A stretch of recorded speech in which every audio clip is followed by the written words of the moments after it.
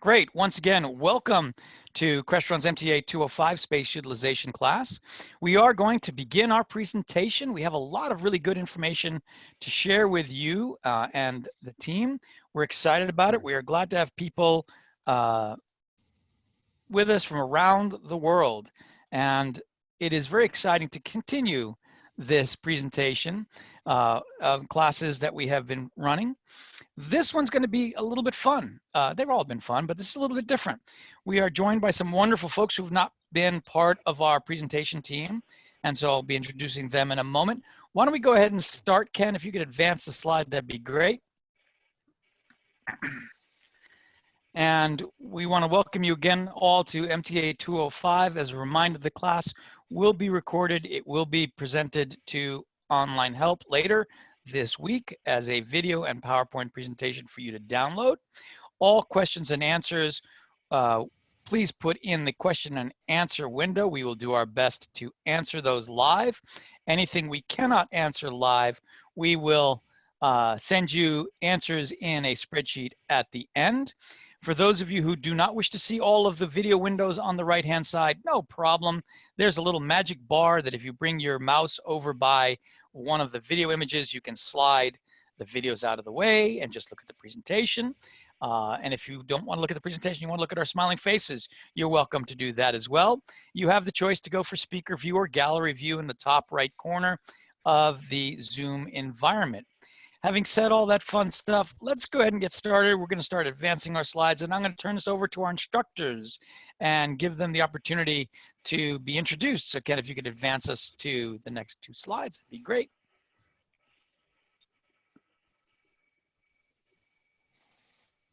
Ken, are you there? There you go. So Rich, thanks for I am here.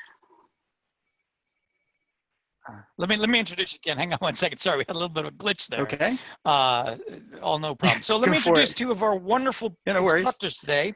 Mr. Ken Box. He is our technical director in the Midwest. He is out of Michigan. So hopefully he will not have any issues with the weather that's going on out there today. And we are also joined by Mr. Tony Fajardo. He is our technical director out of Chicago, also the Midwest. So we have a wonderful Midwestern approach today, but they've promised me to keep it very global because we are joined from people around the world. And we are going to talk about how you can utilize spaces more than just the in-room experience. And there's a lot of stuff they're going to talk about today that's really exciting. We're really glad to see that they could join us today. And of course, I'm your co-host. My name is Richard Sasson. I'm the Global Director of Technical Services. And in our supporting team, we have Carl and Sherry, who you've all been dealing with and speaking with offline on a regular basis. So let me turn this over to Mr. Ken Box and Mr. Tony Fajardo to tell us all about how to optimize space utilization. Perfect. Thank you, Rich, for that intro. Of course, in true fashion, the minute I start to talk, we get a little bit of internet lag there. So hopefully that doesn't persist through our presentation today. When we presented, or when we started rehearsing these presentation and started looking at some of the research behind what space utilization means, we found out that it meant a different thing to a lot of different people. Anywhere from tracking data and analytics on the spaces that we use, to using sensors, using digital signage, using these platforms for sometimes artistic features, sometimes for function features, meaning I want to auto start my meetings or zero touch start my meetings. When I think of space utilization, I think about finding ways of finding return on investment for your customers. Most importantly, being able to track how your spaces are used so that not only can you track how your investment is faring and the technology you've put in today, but know what technology and investments you need to make for the future.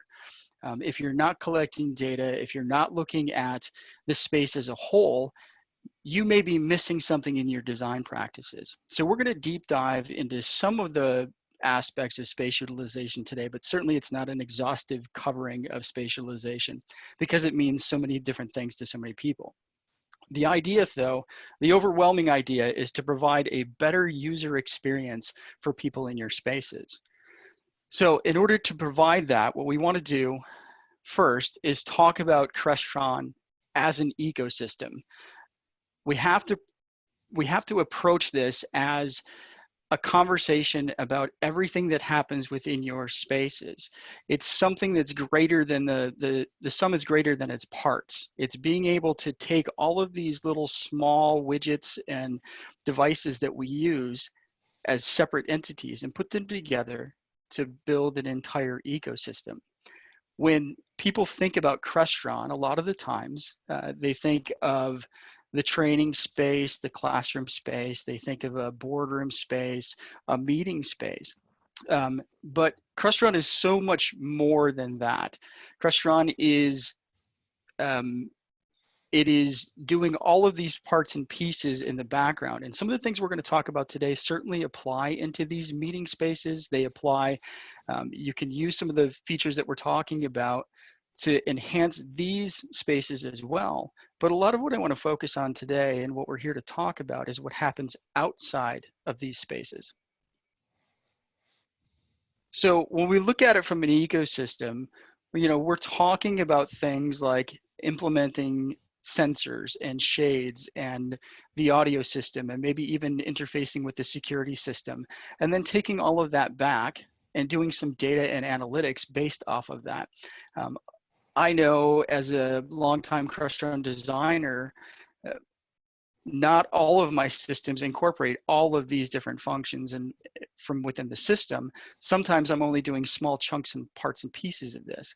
But to get a full picture of what's happening inside my space, I need to take elements from all of these different types of platforms and bring them together and do some data collection and do some research on how users are actually using my space. And so with that, I think we wanted to kick into our first polling question here relatively early and ask, you know, what type of systems or what type of systems are you guys designing for? What do you use in your designs on a regular basis? And please go ahead and check all of those that apply. Are you regularly designing with lighting and shades? Are you one of the few that do HVAC outside of our residential folks? Because obviously we know our residential folks do that on a regular basis. So what type of systems are you actually participating in and designing for? And we'll let people answer that for a few moments here. I'll click my Yeah, we'll let that go for another 30 seconds or so, Ken. Which is, it's a great poll to have to understand what environment our customers are coming in. The question is, what is media considered? Media could be computers, could be other different scenarios. The poll is for anything. So, you know, what are you designing for? Residential, commercial, doesn't matter. What do you include in your designs, right? So look at those concepts, okay? Yeah, media could be something as simple as projecting a laptop on a screen.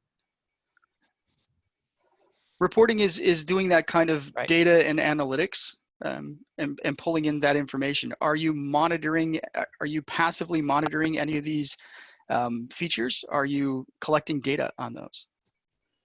Correct. Okay, great. Why don't we wrap up our poll and let's share the results.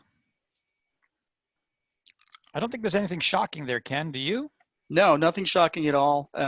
I know from at least from a form and function standpoint, you know, a large percentage of Crestron business is in the video space and in the audio space. Certainly not surprised to see those polls. Absolutely. All right, let's take it from here, sir.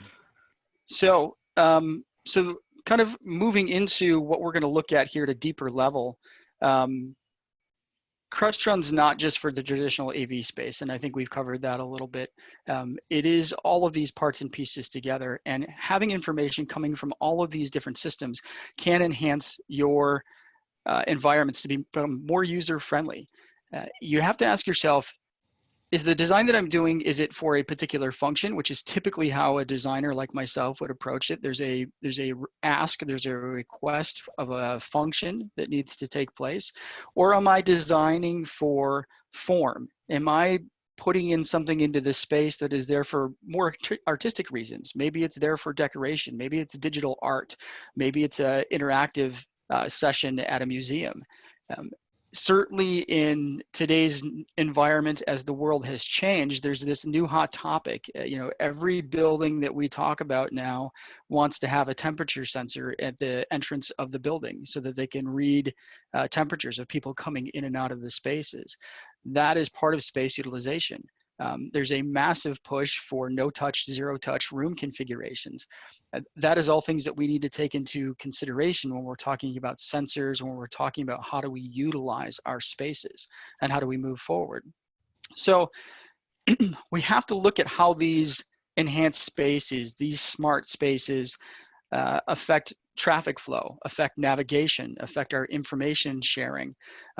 What are we doing for space planning? All of these things we're going to dive into deeper as we move through the presentation here. But now, you know, in addition to talking about what we normally talk about from a digital signage standpoint, or from a wayfinding standpoint, we're now seeing technology being used to help enforce social distancing. So what sensors do you need to add into your systems today to help with social distancing? Maybe you need to help with traffic flow. For those of you that have experienced something similar like myself, I go to the retail stores now in my area, and the grocery aisles have a traffic flow. It's not the free path anymore. You have to follow the traffic flow, and there's arrows.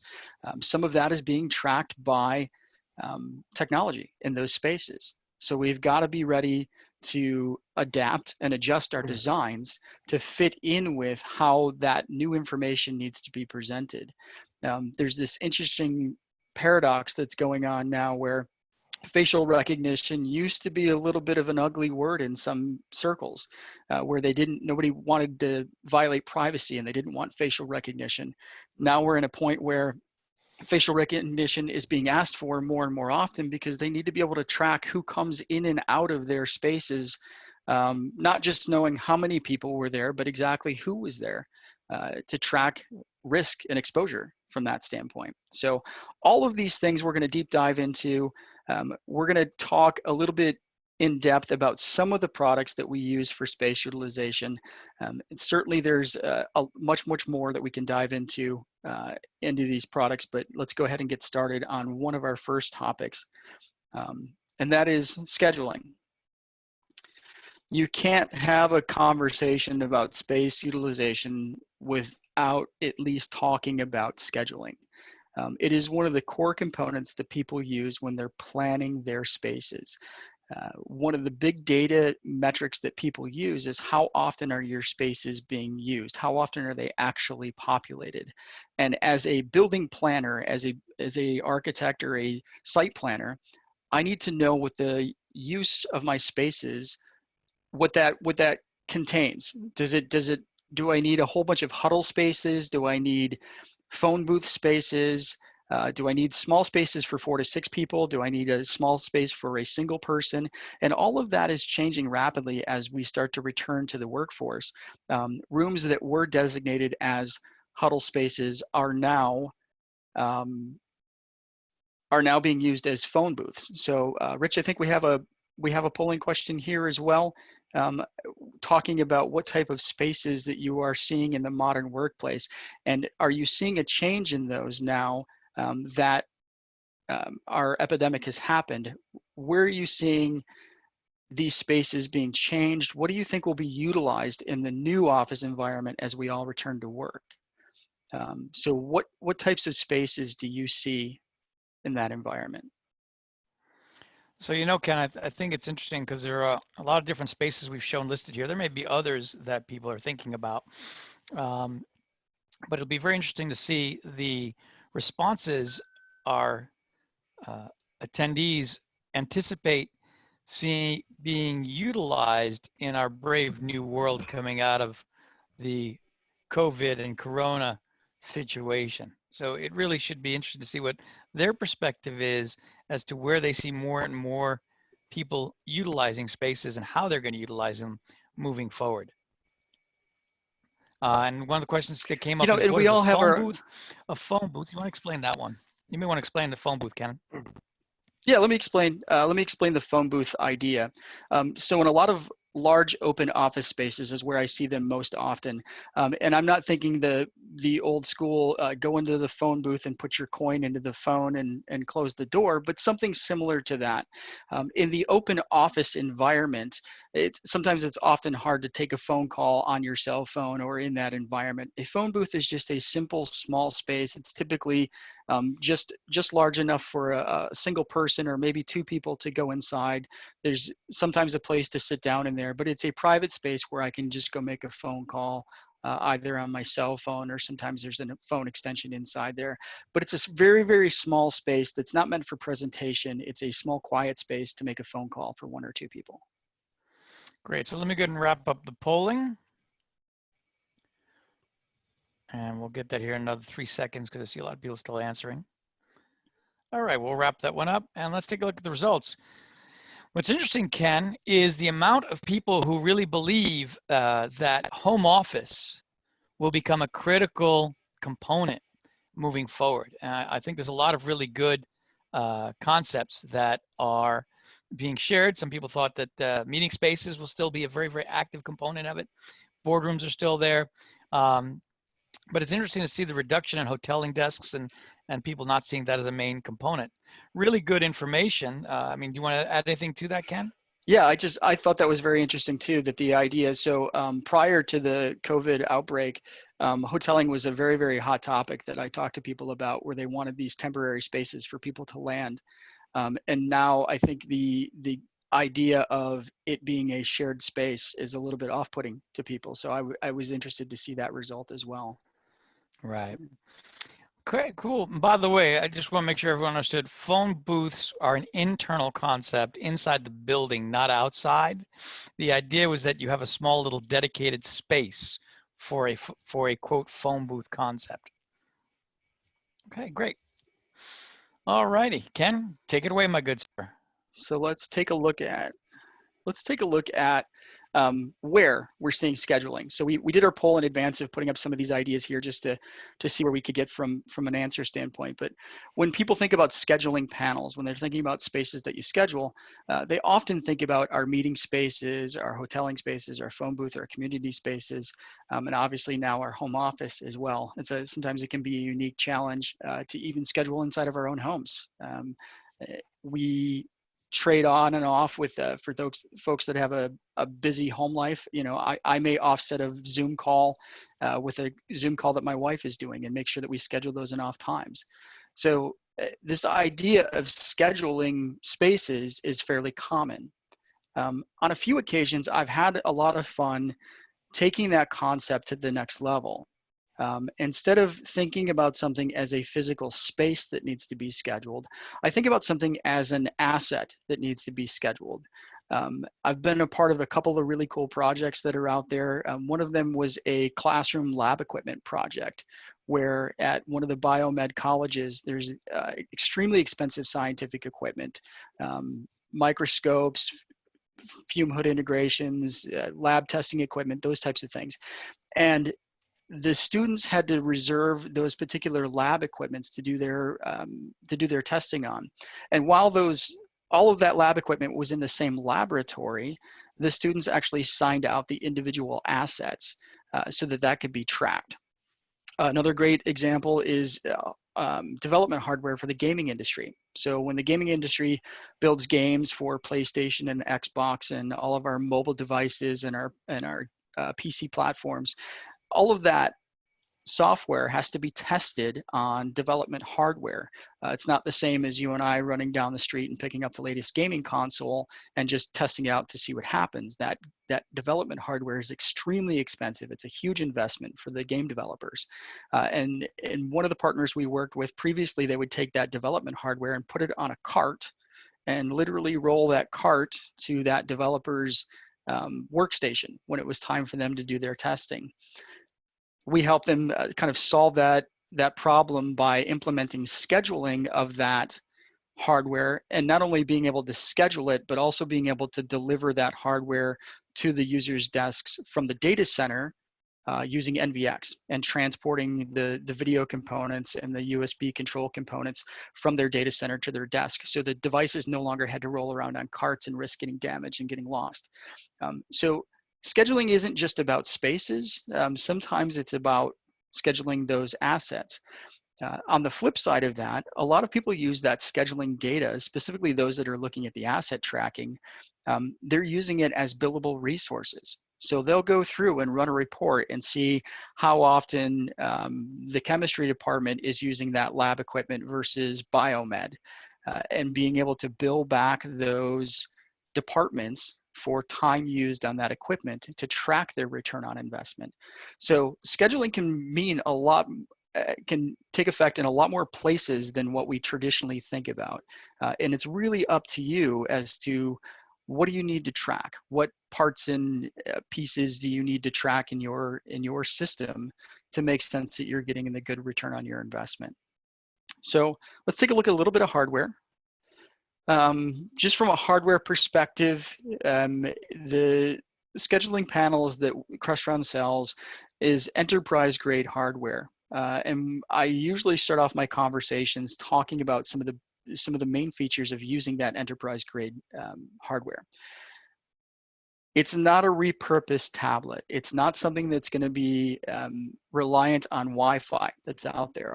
Our panels are PoE based. They sit on the LAN. They are hardwired connection. We're not concerned with battery swelling from a tablet standpoint. We're not concerned with bad Wi-Fi coverage. Most importantly, those of you that I've talked to on a regular basis know that I am extremely concerned about network security, and these devices have enterprise grade security on them. I can do encrypted communications on these devices. I can manage them with Active Directory. I can implement 802.1x to make sure that those devices are supposed to be on my network.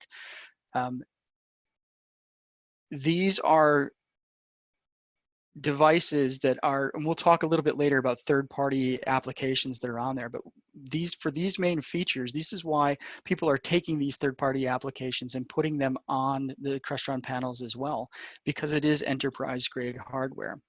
What we're looking at here on your screen is an example of what our default user interface looks like. This is the HTML5 based user interface that is running on your current version of scheduling panels. And because it is HTML5 based, because it is using a modern language, it is also customizable. And we'll talk about a couple of different ways that you can customize the look and feel of this. Certainly, the vast majority of people are using this as the default interface on these devices. But for those people that are looking for something a little more customized, you have a couple of options. Because it is HTML based, we are using standard HTML language to modify the look and feel of these devices. And I can do that in a couple of different steps.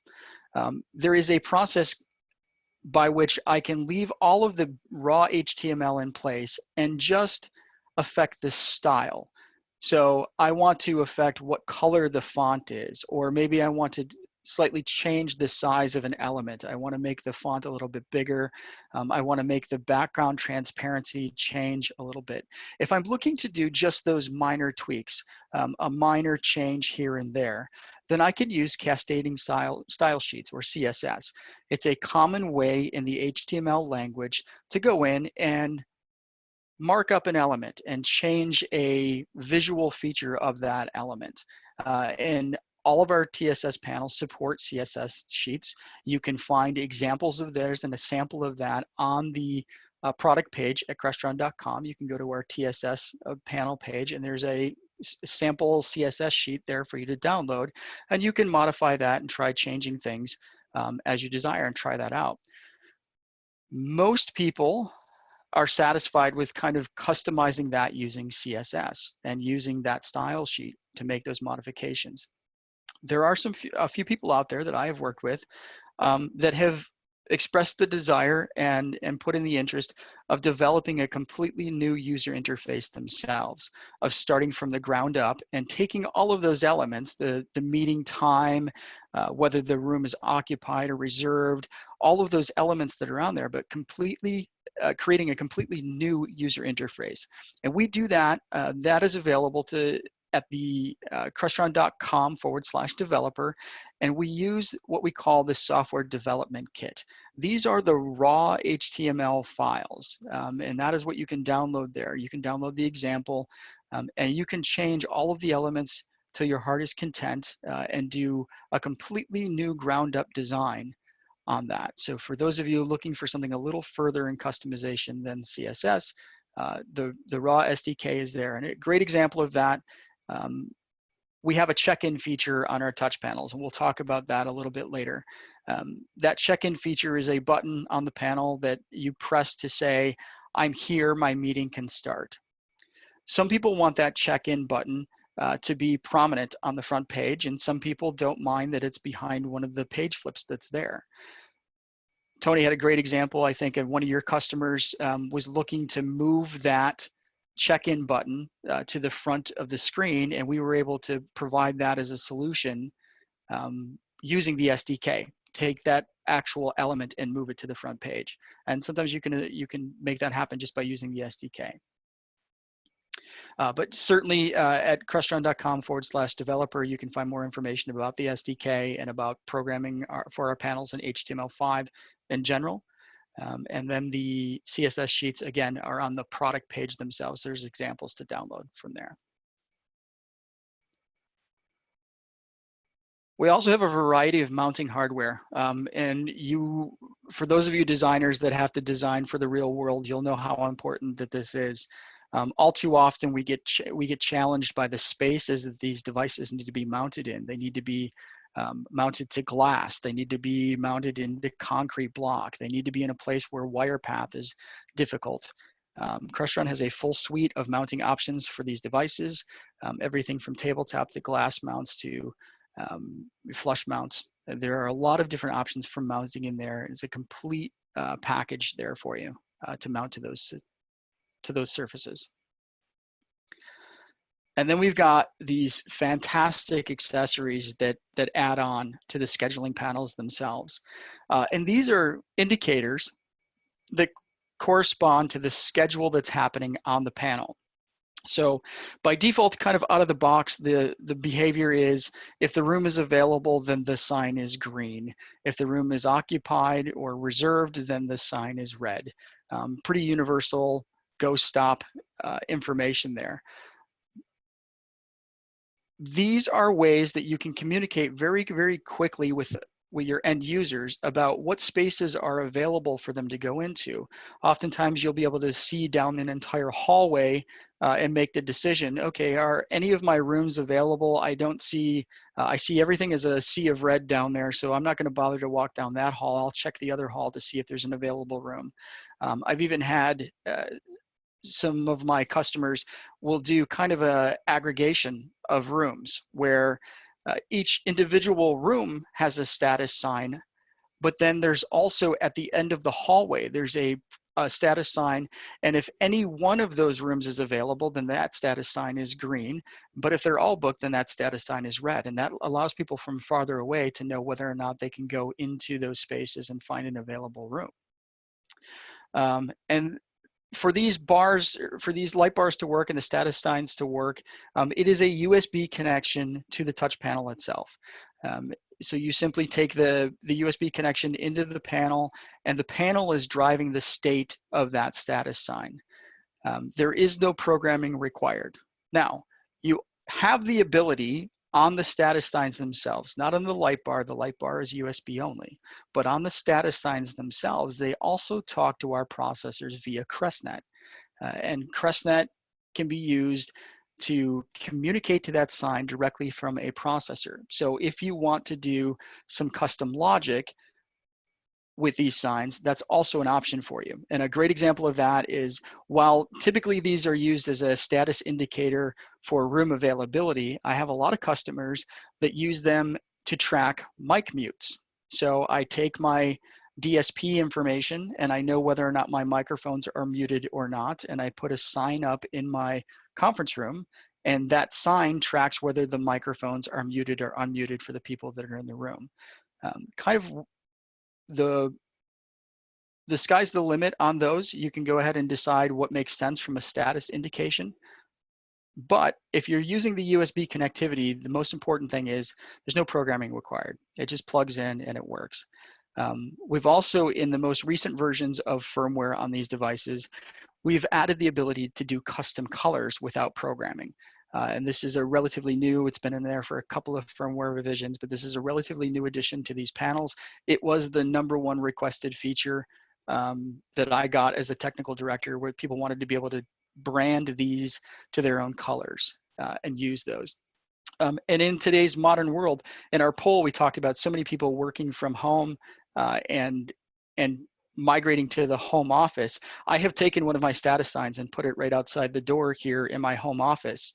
I have small children, and anybody that does regular video calls with small children know you need a visual way to tell them that Daddy's on the phone and I don't have time to come in and play right now. So I use a status sign outside of my office with the red and green, and I let them know that whether I'm available for them to interrupt my workday or if I need them to wait a few minutes while I finish up a call. So really good ideas that you can deploy these guys. I wanted to give you a quick peek at that custom color integration. I think a lot of people haven't seen that live in the console, the web console themselves. This screenshot here is from just logging in directly to a TSS7, and you'll see there you have the ability to set the custom RGB values for the devices themselves. And you'll also notice that there's a great new third option that are in there. If you look close enough, you'll see that you have a custom color for available, which was typically our green color, but you can modify that. Custom color for our reserved, which was typically red. Or this new state, the available occupied color. And that comes into play when you've got occupancy information coming into the scheduling panel as well. This new state is reached when someone hasn't reserved the room. There's no meeting information in the calendar, but someone has occupied the space, meaning my occupancy sensor that I've tied into my scheduling panel detects that there's someone in the room. And now I can have that third state. So now my users can see, oh, someone's in that space, but they haven't reserved the room. So you've got that third state in there. So let's talk a little bit about pairing the PoE occupancy sensor with a scheduling panel. This is a relatively new firmware release for the current products that are out there, the current scheduling products that are out there. And what this allows you to do is take the CEN ODT C-PoE occupancy sensor, which is a LAN-based, network-based PoE occupancy sensor, and pair it directly to the scheduling panel itself. And with that pairing, it's as simple as going into the web interface of the scheduling panel and pointing either the host name or the IP address at each other, kind of like building an IP table for those of you that are familiar with building IP tables. I connect that information via IP, and now those two devices will communicate with each other.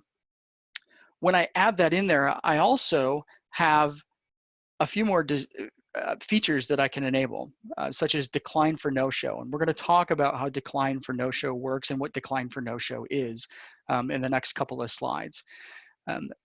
It also, some of this data is eventually going to make its way into XIO Cloud. So XIO Cloud is one of our software platforms that allows some data and analytics to be collected about those devices. We don't currently have a release date of when the occupancy data is going to come in for the occupancy sensor itself, but there is some information already in there on the scheduling products about room utilization. So you could take a look at those features a little bit deeper is when we talk about decline for no-show. So what do I mean by decline for no-show? Decline for no-show is when someone reserves a space and nobody shows up for that meeting. Maybe it's one of those typical meetings where the reservation got turned on 6 months ago and it was a reoccurring meeting that had no end time set, but everybody stopped coming to that meeting. That room is still sitting there looking like it's reserved to everyone else and not available. What we like to do with decline for no-show is that if someone doesn't show up to that meeting, and we'll talk in depth about what those options are, but if somebody doesn't show up to that meeting, I'm going to go ahead and decline that meeting, or I'm going to truncate that meeting. Those are some of the options that you can set. I'm going to go ahead and say 15 minutes after that meeting was supposed to start, if no one's in the room, I'm going to go ahead and truncate that meeting down to a 15-minute segment and let the room be free and available for someone else to use. Typically, we would call that, I like to refer to it as the naughty list, right? That person that books the meeting that recurs forever, but then never shows up. And we'll talk a little bit more about what that looks like. This is still a valid option if you would like to do your systems using Fusion and control processors. This is the way that we had to design our systems before we allowed this direct pairing with the aux sensor to the scheduling panels. What would happen in this system design is that the occupancy sensor would talk to the processor talks to Fusion Cloud or Fusion on-prem. It doesn't make a difference in this application, whether you're using the cloud version or the on-prem version. And then the scheduling panel would also talk to Fusion. And it's important to know that it is the scheduling panel itself that is making that decision. So whether we're housing that logic inside of Fusion or inside the scheduling panel, it is the scheduling panel that's making that decision. And I think, Tony, you had a pretty good story about a customer that was doing that, didn't you? Yeah, so this reminds me of a project where I was brought into pretty late in the game. Before I was involved, customer had this exact scenario where it was the occupancy sensor talking to a processor talking to Fusion. Fusion was going to work with the calendar service and the touch panel. Just before the install, the end user decided to swap out the Crestron touch panels for a third-party tablet. They were using this tablet for scheduling, and we're still hoping to use it for the decline for no-show feature. But as Ken mentioned, and as you can see in the drawing, Fusion is what is communicating with the scheduling panel, and it wasn't able to relay that data to the third-party tablet. Just to make a long story short, we eventually got them squared away with Crestron schedulers, so the no-show data can be sent to the panel. But there was a lot of wasted time and effort on that case. But I know this topic has been brought up in other Masters sessions. Ken, what plans do we have for to making the decline for no-show easier to manage? So I'll give you a look at the user interface here in the next couple of slides. The decline for no-show is relatively easy to manage inside the web interface of the scheduling panels today. And we've got a screenshot of that coming up to show you what that looks like. You could certainly also set some of those up using scripting or using something like XIO Cloud or PowerShell if you're trying to do that on a larger basis from that standpoint. So let's take a look at what we can do now that we have the direct pairing. So one of the options we have is that if you are still a Fusion user, if you're still trying to collect that data and analytics, if Fusion is part of your environment, we can still take the aux sensor and pair it directly to the scheduling panel now. And the scheduling panel talks to Fusion, and we do a decline through no-show using the logic inside of the panel. What you'll notice here is that I no longer need that Crestron processor to act as that translator or that intermediary piece between the aux sensor and Fusion. The aux sensor now talks directly to the scheduling panel. That's for our customers that are implementing Fusion in their systems. For those that are not, you also have this option. If you're using one of our direct connect partners, and we'll talk a little bit more about what that means, but when you're using one of our direct connect partners, you're talking to Exchange or O365 or G Suite, you have the ability to pair the aux sensor directly to the scheduling panel and set the options inside the web interface for decline for no-show. So this is a solution that is no processor required, no Fusion required, no programming required. It's a simple little web configuration inside the scheduling panel itself. So a little bit of a deep dive on how decline for no-show works. It is based upon how you originally initiated the meeting invite and whether or not you're requiring check-in. So check-in is a feature on the touch panels that says if I have a meeting, in order for that meeting to be considered valid and to say that I am here for my meeting to start, I have to trigger one of two methods for check-in. Using the occupancy sensor as a trigger is one of those methods. The second is a button on the touch screen itself. And that check-in allows you to walk up to the touch panel and touch a button that says, I am here, I am ready for my meeting to start. So when you have decline for no-show enabled and require check-in disabled, it just looks at the sensor information. It just looks at the occupancy sensor. It doesn't force someone to touch the screen. We're back into our zero touch world here.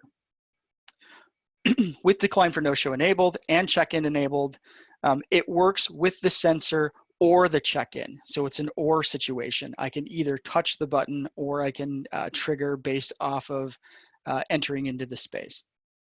And when decline for no-show is disabled and required for check-in is enabled, it just works with check-in. So you're not looking at the occupancy sensor information. Decline for no-show will only work with calendars that have write access. So what do I mean by that? When you set up a calendaring account, you need to make sure that the account that you're logged in on with the touch panel has write access to Exchange or O365 or Google. It has the ability, it has the permissions to modify the meetings. Does it have permissions to delete the meeting? Does it have permission to truncate that meeting? And we have a lot of good documentation on how that is done up at Crestron.com. And you can always certainly reach out to your regional support teams as well. We are all very versed in that and happy to help you get that set up. So how does the logic work? If you have sent a single meeting invite, then that meeting is shortened to whatever your threshold of time is. So if I've set my threshold of time to require check-in within the first 15 minutes, and those 15 minutes have expired, then the meeting will just be shortened to a 15-minute meeting. Therefore, it frees up the meeting, frees up that space on that calendar for anyone else that wants to use that space. Where it gets interesting is in the reoccurring meetings. We have a 3-strike rule in reoccurring meetings. So strike 1 is just like if it was a single meeting, that instance is shortened and taken down to that threshold of time. Strike 2 is the same way. You get 2 warnings. On strike 3, that meeting invite is actually removed from the calendar and it is deleted, including the past and all future instances. And again, this goes back to the idea of the naughty list. If you've got someone that on a regular basis books these spaces, but then doesn't show up, and specifically for reoccurring meetings, and doesn't show up into those spaces, then it'll go ahead and remove those meetings in the past and the future. So let's take a look at the actual interface and what that looks like inside the scheduling panels. This is a live screenshot inside of one of our TSW 1060s running the scheduling application. And with decline for no-show, I'm going to set a couple of different parameters inside this web interface. First of all, I'm going to go ahead and enable it. One of the most important things that I can set up is the reservation time. So what do I mean by that? So if I have meetings that are scheduled, in this instance, if you look at our configuration here, meetings that are scheduled for up to 120 minutes can be canceled or shortened by decline for no-show. Any meeting that's beyond that 120 minutes cannot be. And that's an important number to kind of discuss with your end users and your people that are going to use those spaces. Because what we see a lot of the time is that somebody will book or reserve a space for an entire day. But they really don't need to come into that space until a couple of hours into the workday, but they want to reserve that space for setup time. Well, in that case, because that meeting may be over, maybe an 8-hour meeting, if someone doesn't show up within that first 15-minute window, that meeting itself is not going to get declined for no-show because it's above that 120-minute threshold. That expiration time I can set as well. Typically, a lot of people set it as 15 minutes, but if you've got an instance where you want to set it for as little as 5 minutes, you can do that. You can go ahead and set that expiration time.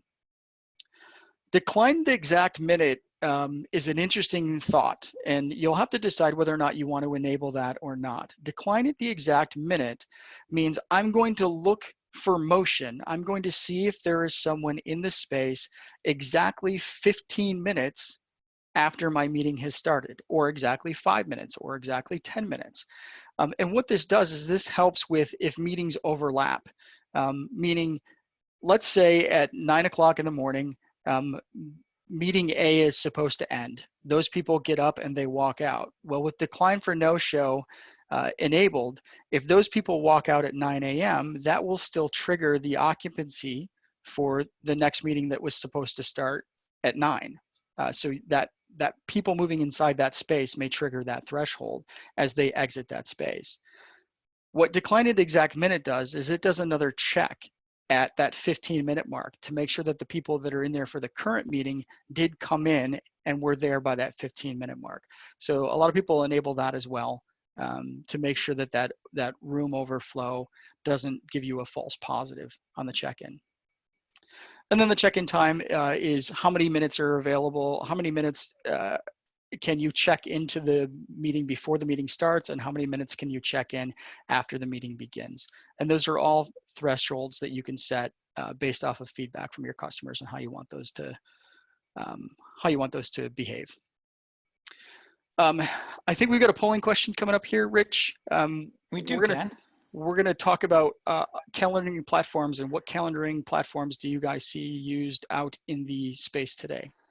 Absolutely. So why don't we go ahead and talk about that? As you said, what calendaring platforms do you see being used in the field?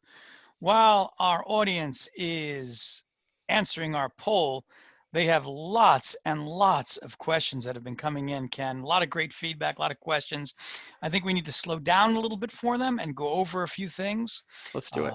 And let's do that. A lot of things came up on decline for no-show. Does it work with EMS? Does it, the 3-strike rule, is it 3 in a row, 3 total? Do we delete the meeting entirely for past events or just future events? So why don't we talk about those couple of things, Chris, while our customers and our attendees are answering our poll. Sure. The decline for no-show will decline or will delete all past information as well. And that's important to understand, because if you're looking historically at those meetings, if you're archiving that data, you need to understand that it is going to delete all the past meetings as well, not just the future meetings. What's actually happening in the background is it is affecting either the Microsoft calendar or the Google calendar that's running in the background of things, and it is actually deleting that meeting invite as if it never happened, as if the user that created it went in and deleted that meeting invite. So it does delete that historical data on there. Right. And then here's an interesting one. Does decline exact minute require touch to confirm in the TSS? It doesn't require touch to confirm. It will work with the aux sensor as well. So it's going to look for motion in that moment. Great. And then what if the attendees are there but not in motion at the no-show time? I know that some motion sensors for light will trigger if there's little or no motion in a room when people are there. That's certainly could be a challenge, and we see that sometimes in aux sensors that aren't properly placed inside the room. They either get a false positive by people walking down the hallway, or they get people love to put them off into the corner so that they're out of sight, and sometimes that's not the optimal place for an occupancy sensor to be installed. The aux sensors that we have do have IR shielding, so there's a little shield that you put inside the IR portion of the device to block it off from spaces you don't want to look at. There are also thresholds that you can set on the occupancy sensor when you're dealing with the ultrasonic side of the occupancy sensor. You can set those to low, medium, and high from a threshold standpoint. So what you really have to do, and sometimes it takes trial and error, you have to install it in the proper place in the room, and then you may actually have to rotate the device. You may have to aim some of the ultrasonic some of the ultrasonic beam into a more populated area of that space. To answer the question directly, if decline for no-show hasn't been triggered, which likely it has if you have the aux sensor installed properly, if it's been triggered, then you don't have an issue. Now, decline at exact minute, yes, there's going to need to be motion at that exact moment, or that inside that exact minute for that to be triggered. Great, thank you, Ken.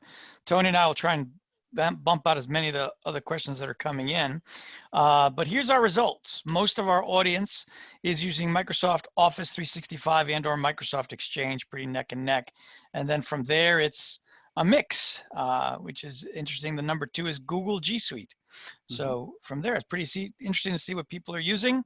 And we're going to talk more about those platforms right now. Correct, Ken? We are. So let's take a look at our next slide here. So I want to talk about the 2 different mechanisms that you can connect our scheduling panels to calendaring systems that are out there. These are the different platforms that are available from a scheduling standpoint. First, I want to talk about direct connect calendars. And what do I mean by that? These are software platforms that, using our standard HTML interface, using the standard out-of-the-box firmware on the scheduling panels themselves, you can enter in credentials for these providers, and our scheduling panels will talk directly to these calendars. So I don't have to have Fusion. I don't have to have some other third-party interoperability software. I can connect directly to Exchange, to G Suite, to Office 365, Ad Astra, CollegeNet, and connect to those calendaring softwares. This is where we get into using that HTML5 interface that we discussed previously, and also where we could get into doing the customization from CSS or from the SDK. There's certainly a lot of information about how to connect to these at our product webpage. If you go to crestron.com and go to our TSS scheduling panels, there's a whole lot of guides on how to connect to G Suite, how to connect to Office 365, or any of these other services that are there. But for the most part, it is as simple as entering a username, a password, and the calendar email address, and you're directly connecting to these platforms. In addition to Direct Connect, we also have partner scheduling applications. Now, because of the operating system that's running in the background of our scheduling panels themselves, the hardware themselves, it allows us to take applications written by these partners and run them as the native application on our hardware. This goes back to the idea of using enterprise-grade hardware to put as scheduling devices outside your wall. Most of these applications started off with the intent of running on a tablet, whether that be an Android tablet or an iOS tablet, and running on that tablet outside of the room. And very quickly, people found that iOS updates or Android updates, problems with batteries, problem with Wi-Fi signal connectivity became problematic for these devices. And it impeded on the reliability of those platforms. So these are just some of the partners that have come to us and said, we want to run our applications natively on your hardware. And we certainly support that. You go into the web browser of the scheduling panel, and under the applications mode tab, there's a little accordion there, and you can go in and drop down and you can say, I want to use Team by WeWork. I want to use EMS. I want to use any of these providers, and we are always adding providers to the list. I'm not sure that this is even a complete up-to-date list that we've got here shown. So if you have a scheduling partner or a scheduling platform where you've got an opportunity and you need to find out, can this run on Crestron, please reach out to your local regional Crestron representation. We can certainly help find out if that particular platform is on the roadmap, and if it's not, we can let you know how to get it on the roadmap and make that happen. So the idea is that these third-party applications take advantage of running natively on our hardware. Now, I know we're going to get a lot of questions, and Rich, you already hinted at one of them. We get a lot of questions about, do these third-party applications work directly with the occupancy sensor? I will give you this answer for today. We have opened up the ability for all of these providers to take advantage of that occupancy information, meaning our API is open. They can certainly reach in and find out whether the room is occupied or not. To be fair, this is a relatively new pairing of these devices, and we have certainly provided all of these software manufacturers the ability to tie into that. As of right now, to the best of my knowledge, none of them have actually implemented it yet, but most of them at least have considered putting it on their roadmaps. So for today, the direct answer is, I think the question was specifically around EMS. Does the Ox sensor work with EMS? Today, that answer is no, it doesn't directly work with the Ox sensor today, but it is likely something to show up in a future date on that roadmap. The same thing goes for the light bar accessories that are there. A few of these partners have chosen to implement the API for affecting the light bars as well as the scheduling status signs that go outside the room. So I would encourage you to kind of reach out to your local representation to find out which ones are supporting the light bars and which accessories are supported. But as of right now today, the Ox sensor, I don't believe has been implemented by any of them. Any questions we want to address right there, Rich? Oh, so many, Ken. Yeah, okay. Figured I'd take a breath and just see if there's That's anything good. you wanted me to take answer. a breath here. Okay, let's see here. Is certificate-based authentication available for scheduling providers? That's an interesting question. Because the panels support certificate-based authentication. The providers themselves, that's an interesting question, Rich. I don't know if the we'll have to get that providers confirmed. do. Yeah. And one of the questions is, partner scheduling apps need Fusion? No, they don't. That's the whole point of the partner scheduling application. The really nice thing about that is the partner scheduling apps run on their own platform. The TSS panel is an appliance, and that appliance connects directly to the partner scheduling application. And that's really the intention here, is you don't need Fusion to work with Robin, WeWork, Appspace, Sharing Cloud, et cetera, and so forth, but rather you now have a great hardware application that doesn't require someone to go put a battery-powered tablet in a space. And the expectation is that these panels run for years, whereas we've seen in the past customers who used battery-powered tablets had a 30% failure within 18 months to 2 years.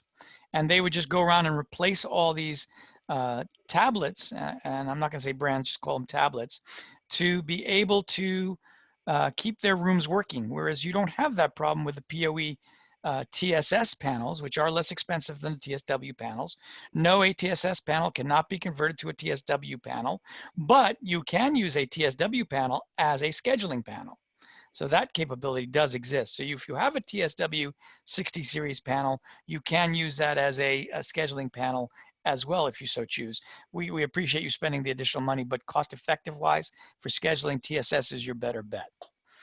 So I think that'd be a little point of note for the folks. I think it's also important to kind of clarify, since the question began with, does it require Fusion?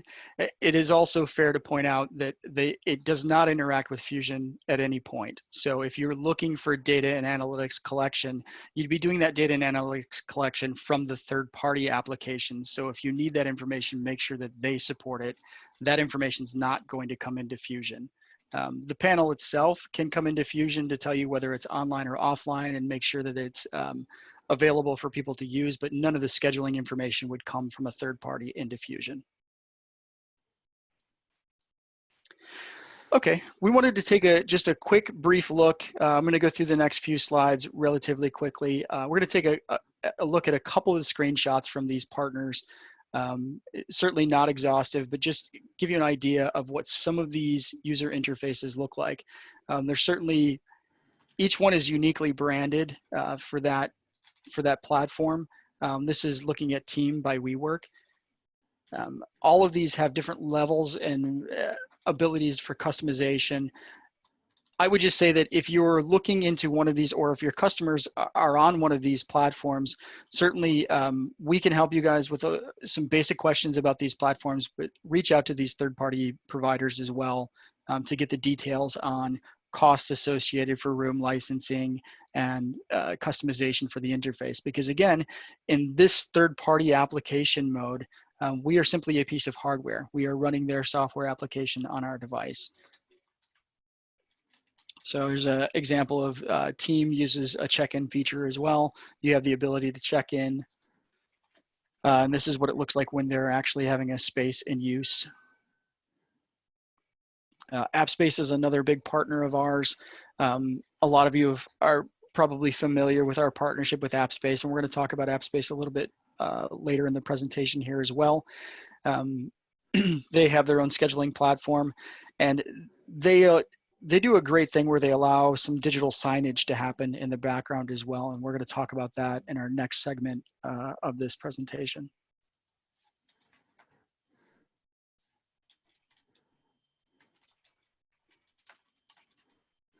Anything we want to hit on scheduling, Rich, before I move on to digital signage? Any other questions we want to touch on?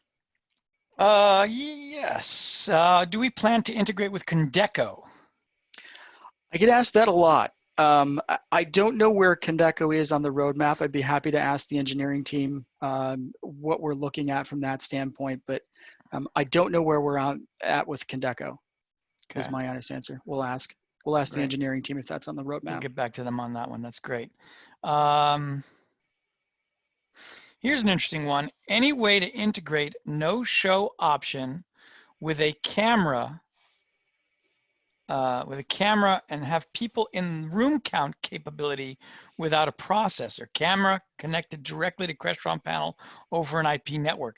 Great idea conceptually, but why don't you explain to them, Ken, what the challenges are with that? So typically what has to happen is there needs to be some sort of facial recognition software inherent on the cameras. And many cameras that are out there do have some facial recognition features in them. We take a look at the Hudley cameras that we've got inside of our Flex units. They have a small amount of facial recognition built into the Hudley cameras themselves, and that's certainly something we're working into the roadmap in the future for our Flex room systems. But for that logic to happen, there has to be a way for that facial recognition and that counting to populate into the panel itself if you're doing that without a processor and some other software. It is certainly something that we could look into in the future. However, it would require a very large driver set to allow you guys to pick out your own cameras and to pick out your own software platforms and implement all of those into the scheduling panel. So if you have a particular opportunity where you need to provide that and you have a particular camera, we could certainly arrange a conversation with our engineering team to see if that's a viable option for us to move forward. It is something that we're looking at right now. Facial recognition, as I mentioned at the top of the presentation, at least in the conversations that I'm having, and I'm sure globally it's a different thought process globally, but in the context of me being in the United States and North America, that conversation has done a complete 180. Up until the pandemic, the idea has always been, I want to remain anonymous inside my meetings. I don't want you to track whether I'm walking in or walking out. And now we're seeing an uptick in the conversations of, I want to not only know how many people are in the room and trigger it based off of how many people are in the room, but I also want to know exactly who. And that who part is where it gets tricky. In order to do that level of facial recognition, you're going to have to integrate with something like Active Directory, where Active Directory is keeping track of all of the users that may walk into that space.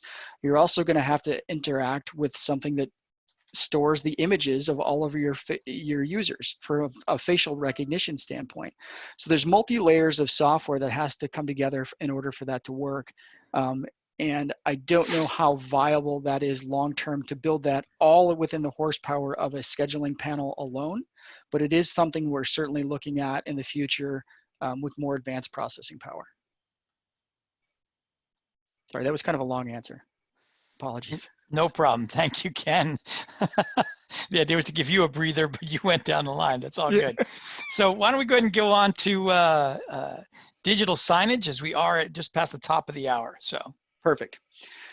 So digital signage. So moving kind of away, digital signage sometimes refers to scheduling. Some people use it interchangeably, where I'm using digital signage as wayfinding. I'm using digital signage as a way to broadcast what spaces are available.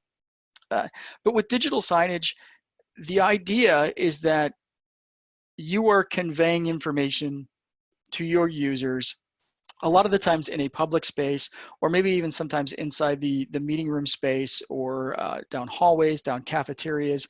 It is another way that you can modify behavior and deliver information. So why do people use digital signage? Well, one of the main reasons why to take advantage of digital signage in the Crestron ecosystem is that many of our products support it natively. So when you look at the air media devices, the AM200s, the AM300s, and the Mercuries, they support Appspace digital signage natively on the devices. And so instead of having these screens where you have all of these air media devices installed behind these screens, and those screens are dark, they're turned off because no one is actively presenting content, why not repurpose those screens? Why not have dual use? Why not get a better return on investment with those? You could certainly take and connect your AM200 to your Appspace digital signage channel. And now when I'm not presenting, I could be seeing, maybe I'm seeing the birthday list for this month. Maybe I'm seeing corporate information. Maybe I'm seeing what work cycle I need to be on, right? So today, given kind of the idea, I'm seeing a lot of places where you go into the office one day, and then the next day you work from home, and then you go into the office the next day, and the next day you work from home. And digital signage is a great way to let people know that in the building, here's what your rotation cycles should be. So everybody on even days is working from home tomorrow. You can do that with digital signage. Digital signage is just one small piece of a larger ecosystem inside there, and it can certainly be used for navigation and traffic flow, but it can also be used for branding. I talk about this a little bit from an environmental design perspective. I had a large healthcare facility that wanted desperately to have custom colors on their LED accent signs to match their logos, to match their branding colors. The digital signage players give you the ability to go ahead and bring that branding information to the forefront. Sometimes digital signage is just art. I've seen that used in a lot of different installations as well, where maybe I'm putting up some abstract art. Maybe I'm just using digital signage player as color for the backgrounds. I'm adding ambiance. One example comes to mind where there was stained and etched glass throughout the facility, and then they had displays and projectors that were projecting on that stained and etched glass. And that was all digital signage technically from a design standpoint, but it was really more about artistic representation inside of the space. So it's not just about wayfinding. And for those of you that aren't familiar with the term wayfinding, wayfinding is just the, most often it is displaying a map on a kiosk or on a user station and giving people some direction about where the room is or where the facility is they're trying to navigate to, and showing people their destination. So it can be about that, or it can be about something as trivial as, you know, putting up some logos and some branding and the birthday list. It's really up to your end users of how they want to implement digital signage.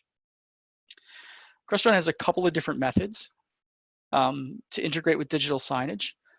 You can certainly host your own content, and we talk about this a little bit on some of the other products, but you know, I can build my own content into a DGE 100 or a DGE 200. Those are our digital graphics engines. Both of those support USB touch, so you could do some interactive digital signage based off of that content creation. And then, as I mentioned, we also partner deeply with Appspace. So running the Appspace service on scheduling panels, running it on the Air Media devices and the Mercury devices out there, you have the ability to partner that as well. So let's take a little bit closer look. Just another brief touch on scheduling panels. The scheduling panels themselves do allow you to load custom backgrounds to them. So you have the ability to use a background image or motion video. So you have the ability to put those images or those motion videos on a web server, and the panels themselves will reach out to that web server and pull in those graphics and images so that you don't just have a static panel that's there. And you can set your thresholds for timeout, and kind of works mostly like a screensaver, but then on all of the different states of the panel, you can have different images. I've seen people even customize these for extremely high level meetings where if you've got a high level customer coming into your facility, you might put their logo on your touch panel to kind of show them some love when they come into your space. They can actually see their logo there. So all of that is possible on the scheduling panels, and really up that real estate. That panel's there on the wall anyway, make it maximize that investment on that. Digital signage of the Mercuries, same kind of idea. So most people are used to seeing the splash screen on the Mercury, one of the default backgrounds that are on there, but I have a lot of people that like to use custom images on the Mercury, and that can match the branding of your space. It can match the colors and the look and the feel of your space, as well as deliver information. And you can do that either by creating your own rotating background images for the device, or using a service like Appspace being hosted and having content managed through Appspace, and using the Mercury to display that Appspace channel. Same follows true with the AirMedias, just like on the Mercuries. One of the new features on the AirMedia devices I should bring up is we now have the ability to directly load the logos and the background images directly on the AirMedia itself. Previous to all the other firmware versions, beyond this current firmware version, you had to put them on a web server and host them on a web server, and then the device would go out and pull them in from the web server. On this current version of firmware that we have for the AM200 and AM300, you're able to load them directly onto the box as well if you don't have a web server. So you could load your rotating images onto the box or pull them from a web server. And then inside the AirMedia, you also have the ability to tie that to an Appspace channel.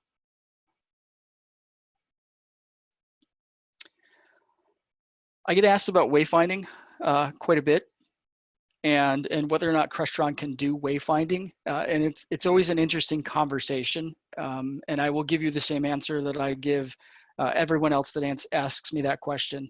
And that is, we can do wayfinding. I haven't met a Crestron programmer yet that's excited about programming wayfinding, because it is custom programming and it is custom graphics, and it is heavy on the graphics side and that interactive activity side. But certainly taking a Crestron processor and programming in the logic for a room map and directions and interactivity using something like a DG100 and a TSD2220, I could create an interactive kiosk or an interactive panel where people could find their way to a room. And how you create that is completely open to your creativity, but you do have the ability to do that on almost every product that Crestron makes from a touch panel perspective. This just is an example of using a larger touch screen, but certainly pairing that with even with a TSW 1060, a little 10-inch panel. It might be a little small for wayfinding, depending on how size of the resolution of the graphics you want. And you could certainly take that up to larger third-party USB touch interactive displays as well. This is all custom programming. So I'm sure we're gonna get a lot of questions about, well, how do I do that? And the answer is, let's think about it and figure out what, there's a bunch of variables that'll have to go into place. Which scheduling platform are you using? Are you looking at current live scheduling, or are you just looking for an interactive map? What information do you want to display on that touch panel? And each one of those questions will dictate what you have to do from a programming standpoint. Hey, Ken, before you get too far, Yep. going back to the AirMedia, talking about return on investments and dual purposing your products. I know there was a scenario with the cafe in the AirMedia. I don't know if you want to talk about that a little bit. Sure, yeah, we had a really good example of, and we've seen this kind of populated across as the idea got out, but space is at a premium inside of our corporate environments. And so what we've seen a lot of people do is dual purpose these devices. So taking an AirMedia device and putting it inside of a cafeteria or a lunchroom. And during the peak hours, that is presenting company data. It's presenting the birthday list. It's presenting the information you need to know from a digital signage standpoint. But then it also doubles as a wireless presentation device. So it's that added return on investment. It's that dual purpose thought process. So if I need to just really quickly share ad hoc with one of my colleagues, I need to walk in and show my laptop screen pretty briefly up on that screen.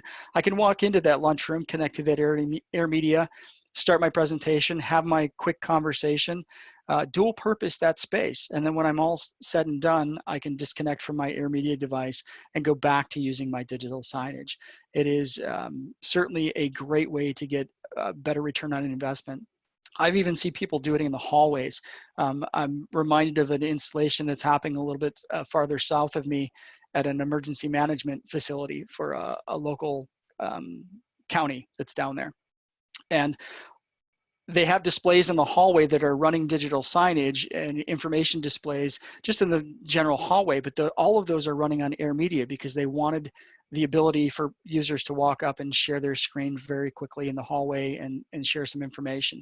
They took the idea of return on investment to the next level. It's a good point, Tony. Thanks for bringing that up. Can't have a conversation about digital signage without talking about NVX.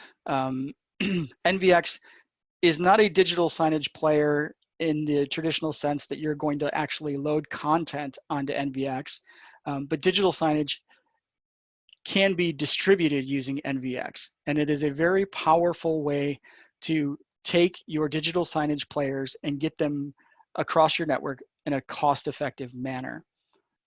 Many of the digital signage platforms that I have seen out there charge by the player or charge by the channel. And so what a lot of people do is they take these digital signage players and they put them behind displays in the hundreds behind displays throughout their facility.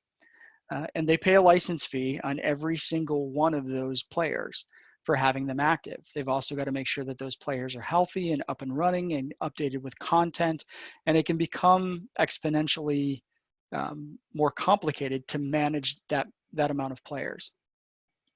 When we take a look at what NVX can bring to that, now we're just going to use a digital signage player per channel that I want to create. So think of it like channels on your television or an IPTV solution. I know that I need to have 5 or 6 different channels of IPTV. So I take my 5 players, I put them into NVX transmitters, and now I can have those 5 different channels available at anywhere on my facility using my enterprise grade hardware instead of a small little player box. Some of them are really good at enterprise security, some of them are not so good, but NVX makes it much, much easier to have enterprise grade hardware distributed across your network. And then I've got just a really simple sample design. We have a design guide called the AV over IP design guide, and I lifted this graphic image directly from that. If you can't find it on the website, it is in our design guide. So if you go to the support tab and look for our design guides, you'll find it there. Or reach out to your local Crestron representation and they will certainly help you find those design guides. This is a very, very basic system where I have a few digital signage players going out to many, many, many displays. And that can certainly make that distribution a lot easier.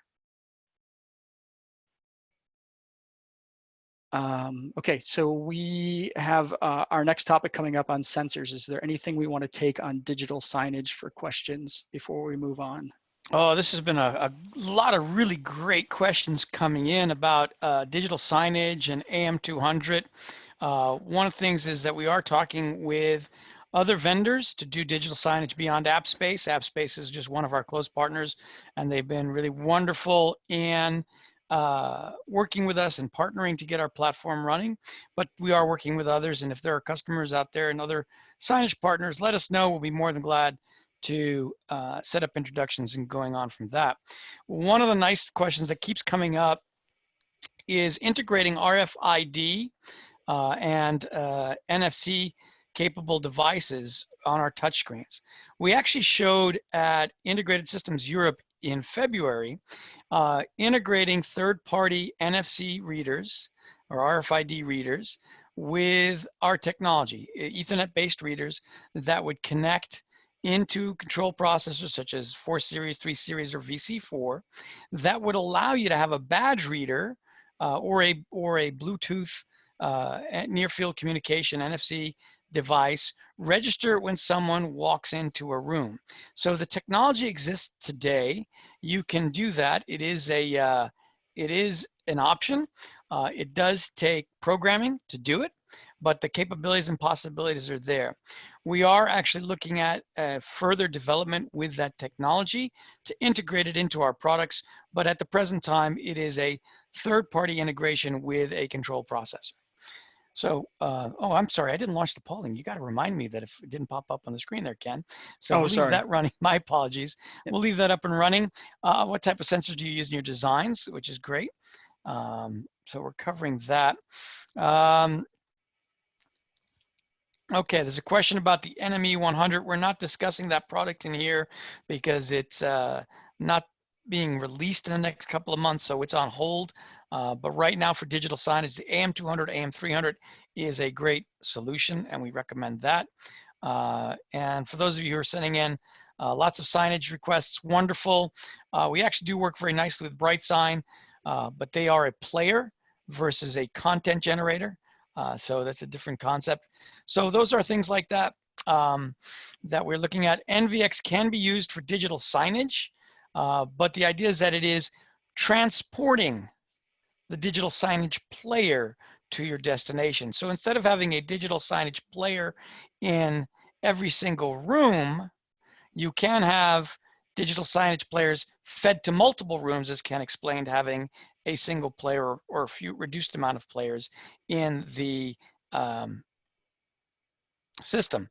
One of the things that did come up that do we have the ability to do emergency text broadcasts with digital signage player on the AM200, Ken? And I think that's actually a great feature to discuss because that is something you can do today. You've actually been able to do for a while with Air Media and AM200s, but you can do that kind of fun stuff. If there is a scenario where you've got AM200 as your calendar, your web wireless display, or your digital signage, and you want to push out an emergency alert, programmatically, you can push that out to an AM200 as well. So that feature is there. We do not take care of content management for signage players. Signage players do their content manager. So if it's Appspace, you use the Appspace content management. We can push that content to the AM200s. You could push that content to a Mercury. Okay, so that allows you to do that, or AM300, by the way. So I say 200, it's 200/300. But the NVX is not the signage player. The NVX is a distribution system, okay? And we are looking with many different companies out there for partnerships for digital signage, okay? Again, looking at players is a difference. You know, there's players and they're the applications that run on the players. Consider the AM200 as a player, but the applications are like Appspace and or others. BrightSign is a player. We partner with BrightSign all the time. They're a wonderful company. We work with them, but they are a player, not so much a content management solution as well. Okay, having said all that, let's take a look at our poll here, Ken, because we are running a little long. We're not too long, but a little bit. So what types of sensors do folks use in their designs? 83% are at occupancy. Lighting is 34%, IR beam 22, temperature 27, magnetic contact 30, none 12, and others are 11%. We should find out what those others are. We'll have to talk to our customers and find out what they're using. Having said all that, my good sir, please take us away. Certainly no surprise in those poll results. That is something that we're seeing as a regular basis. The #1 sensor that I see implemented in systems today is the occupancy sensor. It's interesting how that is shifting in today's conversations. The #1 request I get on an almost hourly basis at this point is a temperature sensor, right? How do I interface with a temperature sensor to take somebody's temperature as they're walking in and out of a space? Up until then, it's been a little bit of kind of a mind shift for the designers to get the idea of putting sensors into their spaces, getting people to base actions off of sensors, off of occupancy, off of maybe some lighting variables, those kinds of automated things. Sensors are some of my favorite things to talk about, but it's also some of the most esoteric concepts that people struggle with. And so certainly, let's have some conversations about designing with sensors. I view sensors as the glue of a system. I can certainly create a presentation system, and many of us have. I can create a presentation system that does a great job of displaying my laptop or displaying my content that I have for my meeting into my space, or displaying my digital signage. Maybe I've got a giant LED on the front of my building, LED wall. I can certainly do all of that. But when I start adding in sensors, I add in that next level. I add in real-time information into my systems. So I'm making informed decisions. I'm not just making assumptions about what the light level is in the space. Maybe I'm making an informed decision about, oh, it's extremely sunny today, so I need to drop the shades. Or it's a pretty dark day, so maybe I need to ramp the lights up a little bit more. Using sensors in general can greatly enhance your system. And for me, no system is complete without sensors. I want some sort of real-time data coming into my system. Now, whether you design for a single room, where I've got just a simple occupancy sensor in a room, and that's the only information I need inside that space, that's fine for some of your spaces. But what about designing for a hive mind? What if I shared the information from all of my sensors across my campus and made informed decisions based off of using those? I've got some great university partners that are using some of these sensors across a campus-wide deployment, and sharing some of that information. I'm gonna deep dive on some of these sensors, but here's just a few examples of sensors that Crestron sells. We have countless sensors that are out there. A lot of them come from our environmental divisions, looking from the lighting side of things, the HVAC side of things, doing temperature sensing, those environmental elements. We're using those. Something as simple as using a wireless infinite magnetic brake for a door closure and knowing whether or not those doors opened or closed. I've had so many questions about zero control or zero touch and no touch rooms, and in all of them, we've come back to some sort of sensor that's going to trigger an action inside those. And whether we're looking at some of the Crestron native ones, or we're talking to a protocol like BACnet. We certainly integrate with BACnet, which is a building-wide automation system that communicates over IP. Typically, it involves the lighting and HVAC side of a building. We can talk to those. Getting a lot of requests for people counting and facial recognition. So just like Rich mentioned, the integration with RFID readers and near-field readers, as well as that facial recognition. One of the ones that stuck out to me, I got a phone call a few weeks ago, and somebody wanted a reading from a CO2 sensor. They wanted to track how much CO2 the humans were creating inside of an environment space to track were they conforming to social distancing. They were going to do some math on how much CO2 the average person puts off and try to tell whether or not there were enough people in the room or too many people in the space. We have sensors to fit almost every situation. Reach out to your Crestron team, and they will help you design systems with sensors. I want to talk just really briefly, because we are running out of time, about a couple of my favorites. The GLS LCCT is probably one of my favorite sensors that are out there. This is a sensor that not only will give you a reading on the amount of ambient light that's on there, but also the color temperature of the light. And color temperature is a kind of a passion of mine.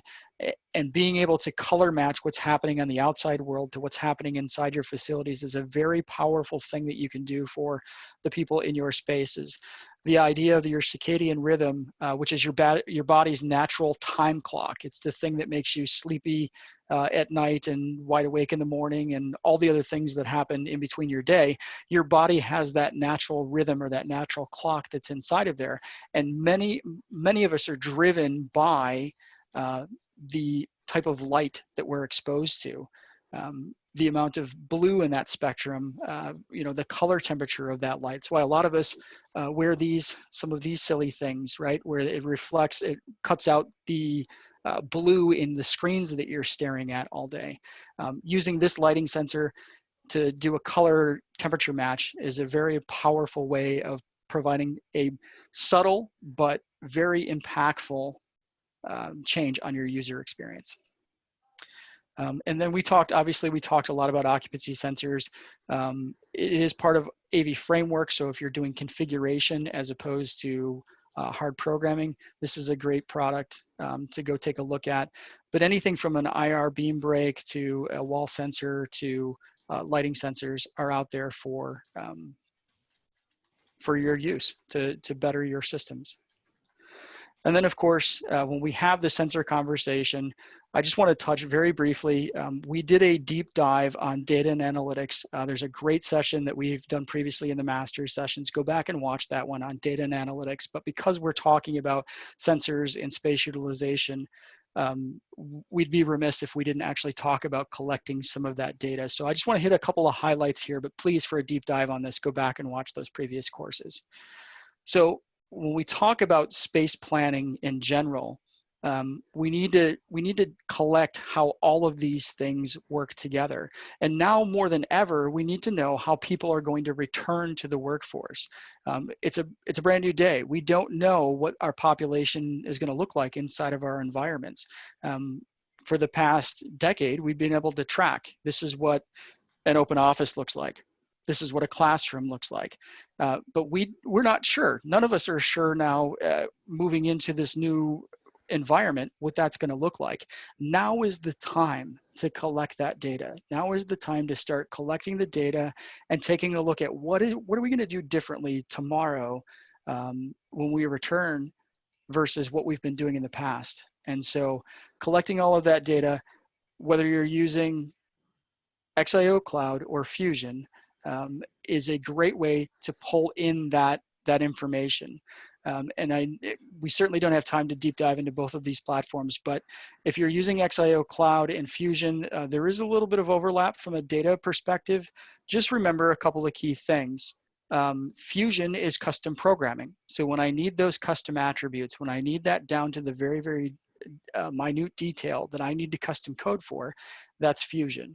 If I'm looking for the most common dashboards, if I'm looking for some basics on room utilization or on the Air Medias, how often I'm using the HDMI connector versus the Air Media client itself, that can be shown in XIO Cloud. So XIO Cloud is pre-built dashboards and data analytics, and Fusion is custom programming. The idea between the two is also that Fusion really focuses on monitoring. Recording data and being a data collector and running advanced reports off of that. XIO Cloud emphasizes management of those devices, making your life easier by being able to update firmware, by doing some data and analytics based off of some standard dashboards that are in there. I will also tell you that both of these products support a full open API. So if you are taking data sets from both, which I've seen people do in the past, you take some data from XIO Cloud and some data from Fusion, you could certainly aggregate that data down into a product like Tableau or Microsoft Power BI to create one cohesive dashboard coming from data sources in a couple of different locations. So since we're implementing all of these feature sets, we're going to do some scheduling, we're going to do some space planning, we're going to do some sensors, we're going to do some digital signage. Why not use data collection as a way to track our return on investment? So again, go back and reference those previous data management and planning for data sessions that we have done previously in Masters, because they're fantastic sessions when you want to know deep dive details on how to do this. And Rich, do we want to, are any questions we want to address right now? You know, Ken, we're getting to the end of the session, which is great. We have a bunch of questions. What we'll probably do, Ken, is we will we'll go ahead and cover these questions in the wrap-up session afterwards. I know there are folks who are really trying to stick to the 90-minute session, and so we're at 35 minutes past the hour here. I do want to let everyone know that the next course tomorrow is MMS 201 Flex Components. This is really more of a deep dive of Microsoft Teams being integrated in Flex. It'll be hosted by Jimmy Vaughn and Graham Walsh, our experts on integrating Crestron with Teams. We're very excited about that. It'll be a 90-minute session. I do warn everyone now, it probably will go long. What we are going to do is we're going to thank everyone for joining us. This does wrap up the official section of the course. We are going to stick around for question and answers. There are a lot of questions that came in during the presentation. The great questions. It's not, they're actually asking some wonderful, good stuff. We'll talk about that over the next few minutes. But I want to thank everybody for joining us as always. Really appreciate your time. Ken, Tony, wonderful presentation. Greatly appreciate it. And we hope to see you all tomorrow on MMS 201 Flex Components at 11 a.m. Eastern Time. And of course, based on the amazing coverage of people joining us from around the globe, we really deeply appreciate you staying up late and getting up early to join us. And thank you very much for your time. This has been recorded. It will be posted to online help very soon. Thank you all. And we'll stick around for some questions and answers live. Thank you, everyone.